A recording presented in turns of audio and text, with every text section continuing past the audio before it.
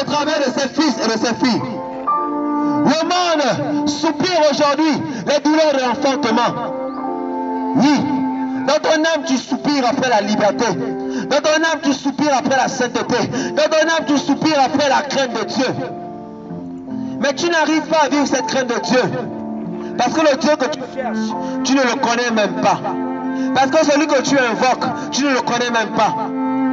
C'est pourquoi lorsque Jésus va se tenir devant la femme samaritaine, elle va vouloir développer un certain enseignement, disant que leur père Abraham leur avait dit ceci.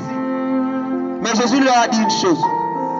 Vous adorez celui que vous ne connaissez pas. Tu veux adorer Dieu sans le connaître.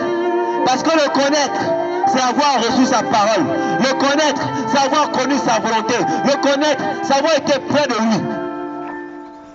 Et la connaissance de Dieu, la méconnaissance de Dieu, est ce qui emporte la dépravation dans nos assemblées, dans nos familles, dans l'humanité tout entière. Le monde ne se détruit pas. Pas parce qu'il n'y a pas assez d'argent. Pas parce qu'il n'y a pas assez de bonté. Mais parce que le monde est ignorant de la volonté de Dieu. La volonté de Dieu est que tout homme parvienne à la connaissance du salut.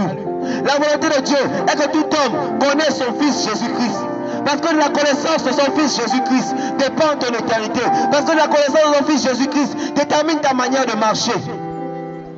Parce qu'il dira, la vie éternelle est qu'ils te connaissent, toi le seul vrai Dieu. Et Yeshua, celui que tu as envoyé. Oui, la vie a marché parmi les hommes. Elle s'est faite chair. Elle est venue ramener le modèle qui avait été perdu. Elle est venue dire qu'il est possible de marcher dans la sainteté. Elle est venue dire qu'il est possible de marcher dans la vérité. Elle est venue dire que tout est possible à celui qui croit. Que tout est possible à celui qui se confie en Dieu. Elle a marché parmi les hommes.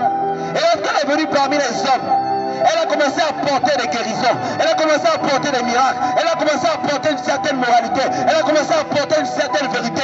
Une vérité que les hommes ignoraient. Une vérité que les hommes avaient oubliée. Parce que le péché avait effacé la volonté de Dieu dans le cœur des hommes. Et elle s'est faite chair.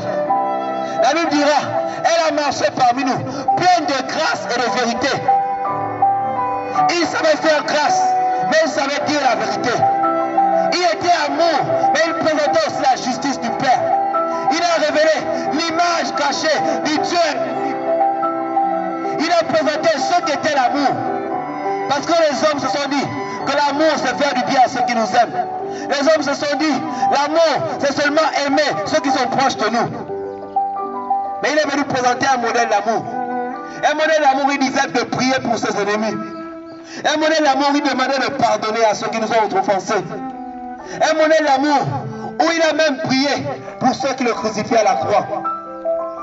Il a apporté un nombre incalculable d'enseignements. D'enseignements que lui-même, il a pratiqué. Il s'est présenté au monde par le modèle. Par sa façon de vivre. Par sa douceur.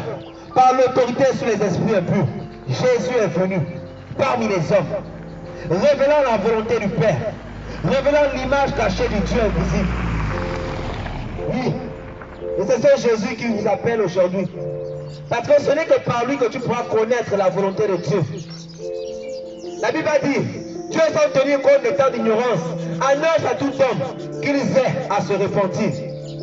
Il a permis que les hommes puissent errer selon leur voie. Et oui, plusieurs se sont fait des dieux à leur image. Plusieurs se sont fait des dieux selon leur pensée. Mais le Créateur des cieux et de la terre, durant un moment, ne leur a pas imputé tort. Il les a laissés marcher selon leur propre voie, suivre leur propre destinée. Mais il préparait le plan de rachat du salut, afin que toi comme moi, nous puissions être sauvés. Et ce plan de salut a été manifesté par Jésus-Christ. Il est venu présenter le cœur du Père face aux pécheurs. Lorsqu'il croisait les pécheurs comme toi et comme moi, il était miséricordieux.